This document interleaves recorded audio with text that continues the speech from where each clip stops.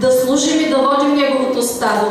Благодаря на първо място за Словото Божие, дето е оставил тук на тази земя, за назидание, поправление и за изобличение. Благославям всяка една душа тук на това място. Извиквайте към Бога. Искайте, ще ви се даде. Хлопайте и ще ви се отвори.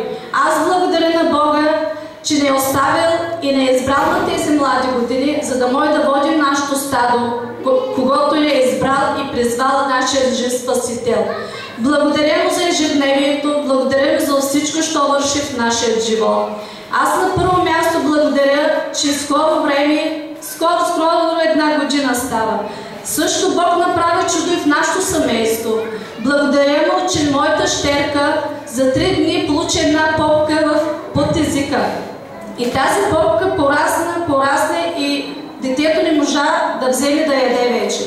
Закарвам я на лекар и лекарът каза: до тук сте, понеже в детето се е появило киста. И аз благодаря на нашия жив Спасител, благодаря му, че винаги не употребява и не поводи как да искаме. И се прибрахме вкъщи и мислим мъж и жена какво ще направим с нашата щерка. Имам 9 годишно момиченце. И аз се обърнах, понеже аз като майка не можах да се въздържам и почнах да викам и да ревам. Просто не знам какво да направя. Обърнах се към бащата и бащата вика: ще промислим, вика.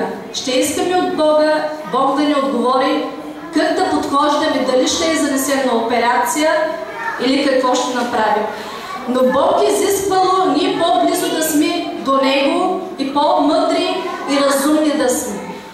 И почнахме мъж и жена да се молим, искаме от Бога какво ще направим и как ще мислим. Понеже няма какво да крием, понеже аз взимах малко заплата, той беше безработен и нямахме и финанси. Трябваше да вземем на малката ножници, чекли да я приготвим за операция. Обаче Бог изискваше 3 дни и 3 нощи пост и молитва на колене. И ние почнахме цялото семейство да постим и да се молим 3 дни. И тази пъпка казахме: няма да я водим повече, ще оставим Божиите ръце. Ние сме избрани от Бога, Бог ще извърши чудото си.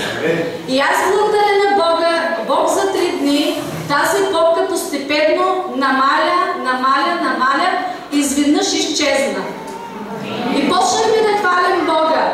Обаче една сутрин, за 3-тия ден, детето нямаше нищо. Тази попка изчезна, тази киста.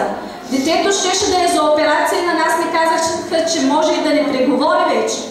Но благодаря на Бога да сме по-твърди в вярата, допусна това нещо, за да може цялото семейство да уповаваме на Него.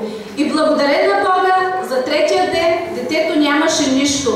Обаче моята щерка стана сутринта, 4-тия ден сутрин и каза: мамо, татко, Бог ще отдавате още един ден повече за Бога, защото Бог заслужава и цяла седмица. Ще отдадем единия ден повече за Бога, защото Бог извърши голямо чудо с мен. Благодаря му за всичко, що върши в живота ни. Благодаря му за ежедневието и винаги как да се подхождаме пред Бога. Бъдете благословени!